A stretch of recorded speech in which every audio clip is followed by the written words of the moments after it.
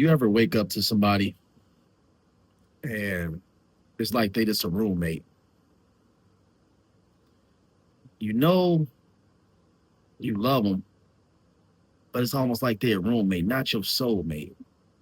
You respect the commitment, but deep down, you know this ain't your person.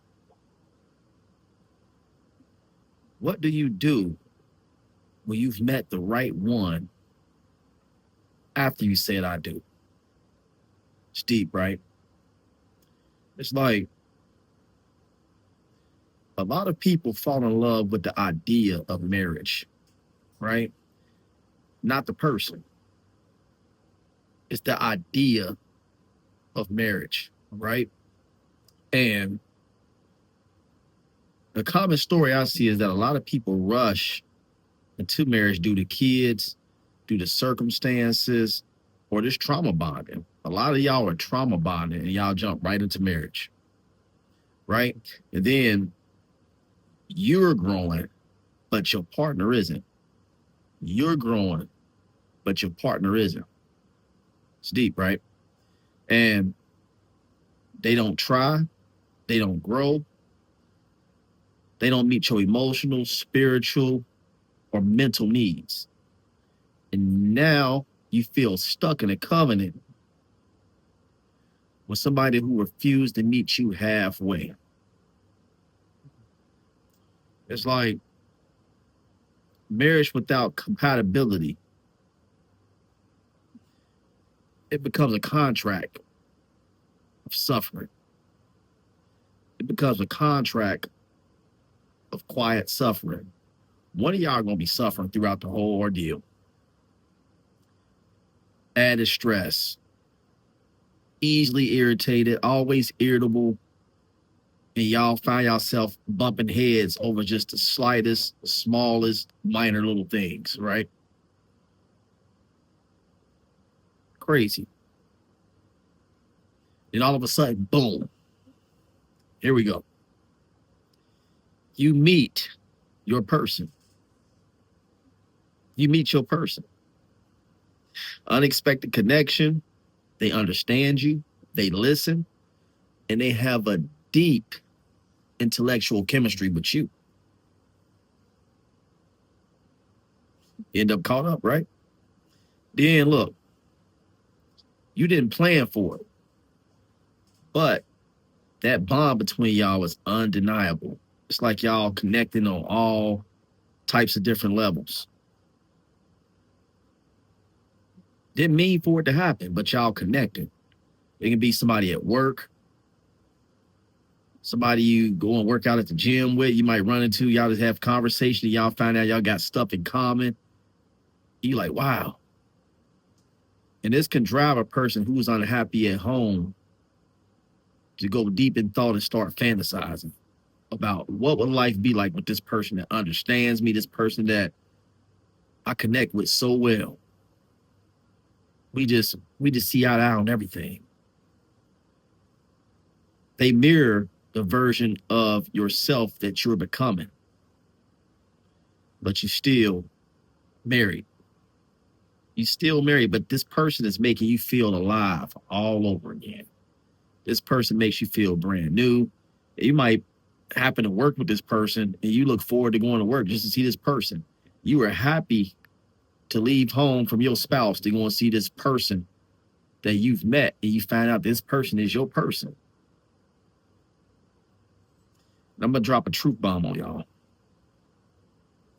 You know, sometimes God lets you meet the right one at the wrong time just to reveal just how wrong your current situation is.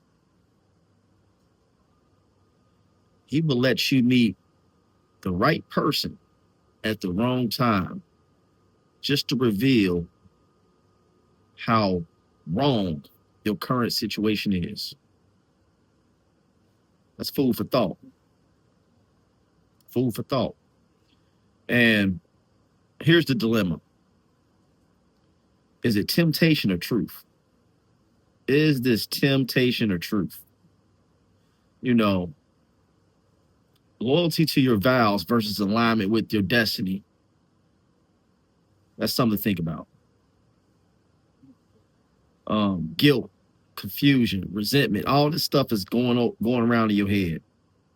The danger of emotional cheating. It's very dangerous when you become an emotional cheater. It's very dangerous to become an emotional cheater.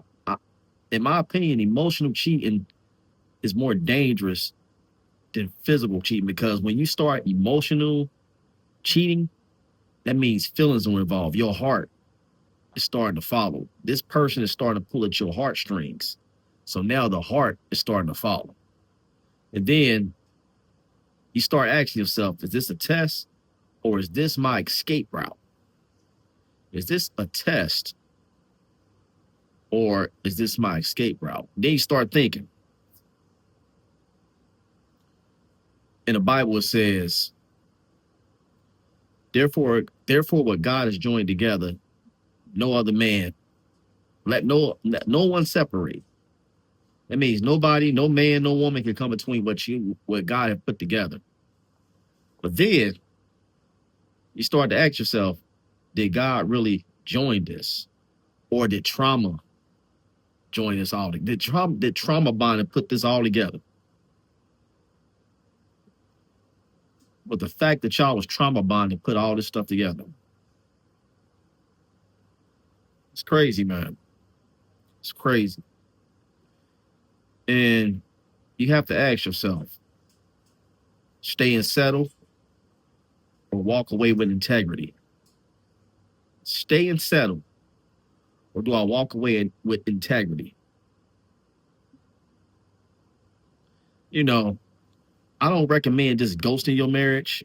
This is where you have a conversation with your spouse to figure out where's the disconnect. Where do we go wrong? How can we get on the same page? What can we do to fix this? Y'all said I do. Y'all said I do. Y'all said for better or for worse, through sickness and in health. Y'all said these vows. It was all fun and games. All fun and laughter. It was the beauty of marriage. Y'all looking at each other's eyes saying those vows. Probably shed a couple tears. So it's some serious conversations that need to be had between you and your spouse if you find that your marriage is in trouble and you eyeing somebody else that you feel is your person now. This was supposed to be your person that you made a lifetime commitment to when you said those vows. You understand? It's it's crazy, like, because a lot of y'all will be emotionally bankrupt, emotionally out of the whole marriage, and still pretending this whole while. Pretending, physically pretending, you know, that you were so engaged. I see a lot of married couples. I can look at the chemistry between some of these married couples, excuse me, and it's almost like it's fake. It's like it's being forced. And that's a bad place to be in your marriage. Whereas it feel like I'm on the outside looking in, I can tell it's an act. Nobody's really happy. Nobody's really expressing how they truly feel. And that's trouble. Because all it takes is that person you think is your person, and trouble gonna follow.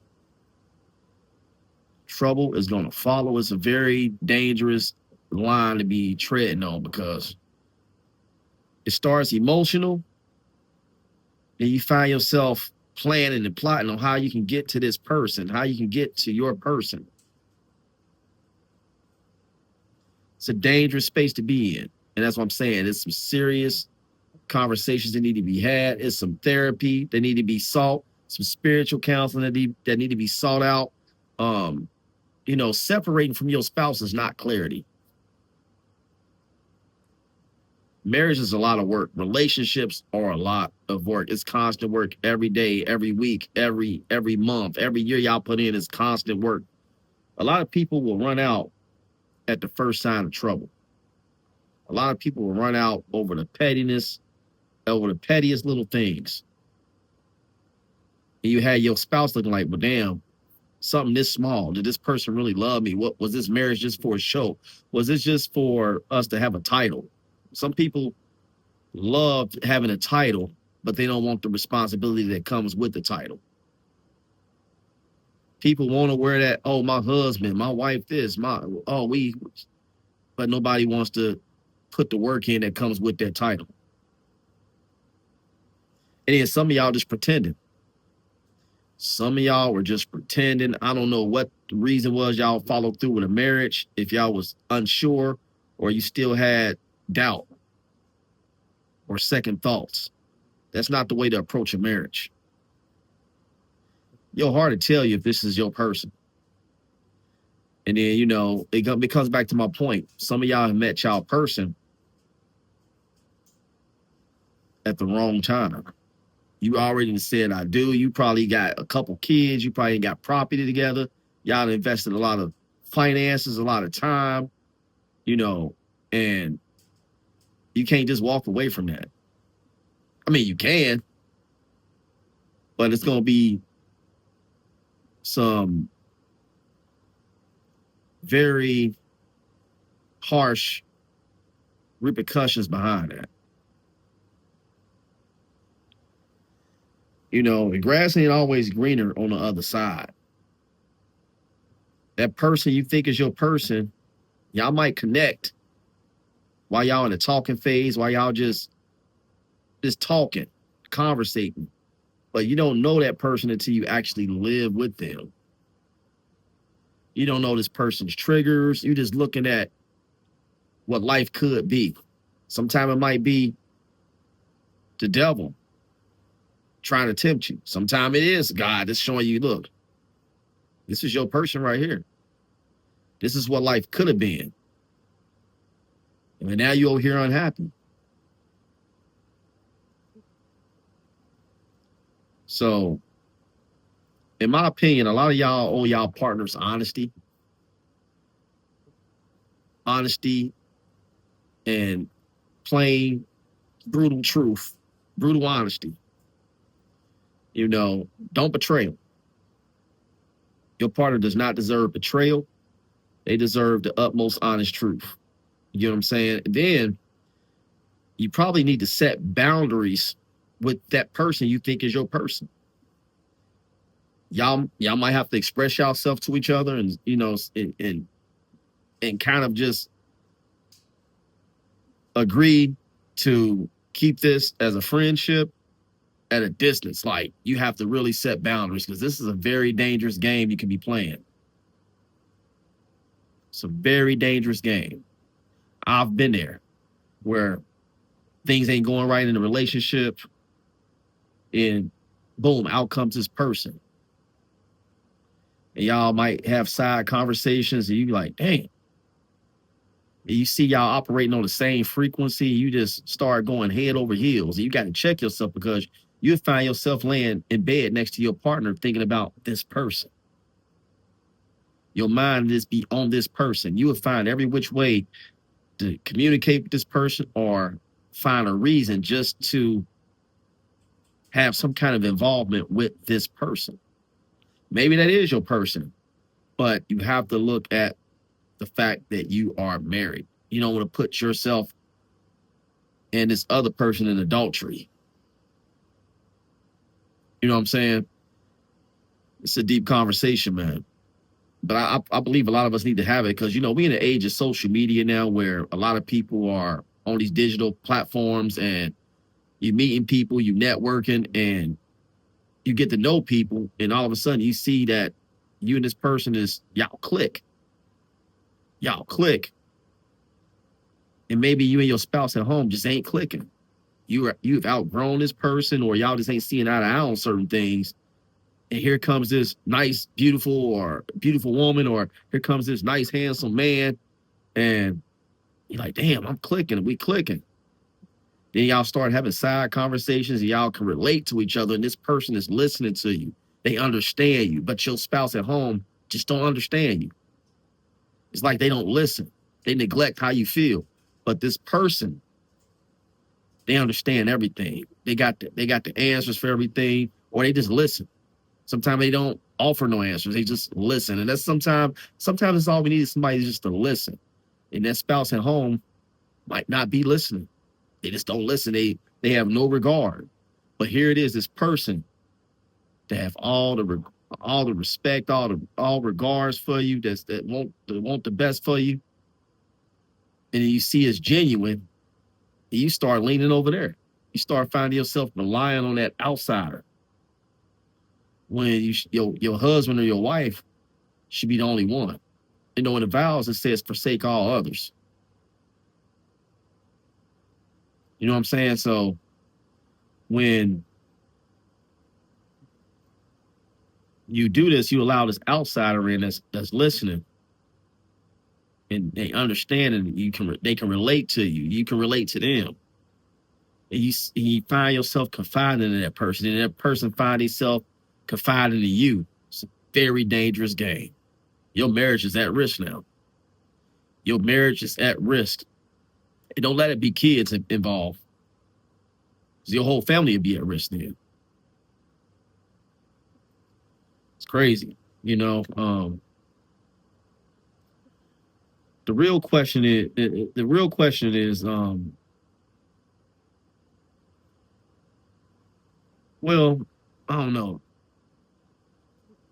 The real question isn't if I met the right person at the wrong time, or if I met the right person too late. But the right question is, when did you stop being honest with yourself? When did you stop being honest with yourself about your current situationship or your current marriage? A lot of y'all are in fake marriages. Y'all are just in situationships, situational marriages that only last a season. And it's sad. It's sad, man. But no judgment, because like I said, I've been there. But you have to really give it some deep thought. You have to come together with your spouse, pray about it, and really be open and communicate about the situation. Not about the outsider, but really communicate what you expect and what your needs are. Because if you let your spouse know that it's been somebody else infiltrating, then that gives them the go-ahead to probably go out and cheat. They probably already is. It's just so much to think about with this situation. But this is a conversation I believe we all need to be having, man. Like, a lot of people don't talk about this. How you feel like you may have met your person too late once you just said, I do. Leave me a comment in the comment section. Let me know what y'all think. If you're in this situation right now, you can hit my email there. We'll talk about it, whatever. I can offer up some advice, but I'm going to tell you, go pray about it. Go pray. Go talk to your husband. Go talk to your wife. It's your boy Deonte. I'm out of here. Peace. Beat by Apollo. Whoa. Yeah. Beat by Apollo. Stop at new Apollos.